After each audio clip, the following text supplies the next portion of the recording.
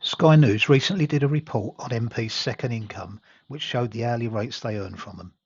The average hourly rate, yes, that's hourly, was £233.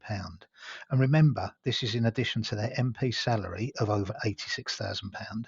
And ministers get that topped up with an extra 31 grand. Cabinet ministers get it topped up with an extra 67 grand.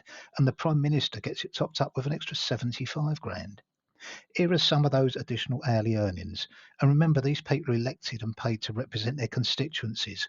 So it begs the question, when are they doing these second, third, and fourth jobs? And why don't they just admit their MP jobs are really their second jobs? Their main role is to fill their boots. Amazingly, 9 out of the top 10 are Tory MPs. Who'd have thought it? Liz Truss is managing her personal finances much better than she managed the economy, which isn't really difficult. And serial liar Boris Johnson is at number one position. Why anyone would pay to hear from that self serving bastard is beyond me. But I've come up with a way to do this more fairly. Bear with me. You know, as students, doctors, nurses come into jobs with a massive debt and then have to pay it back when they start earning.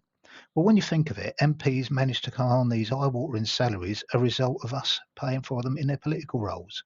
Let's call that on-the-job training. It's only really fair they pay us back, like the student doctors and nurses have to. My plan is that any money they earn from memoirs, public speaking, or anything related to their political role is taxed at 80%. They should also be legally required to attend Parliament at least once a week, which would stop people like Nadine Dorries, who hasn't attended for over a year, but has managed to present a TV show, written a book, and has her own Daily Mail column. Oh, and she pays her daughters £85,000 a year to work in her parliamentary office, which she claims on expenses. Or Boris Johnson, who earned over £5 million from public speaking after resigning as a Prime Minister, even though he was still an MP. And it's strange that giving public sector workers a fair wage would lead to inflation, but politicians earning more is absolutely fine.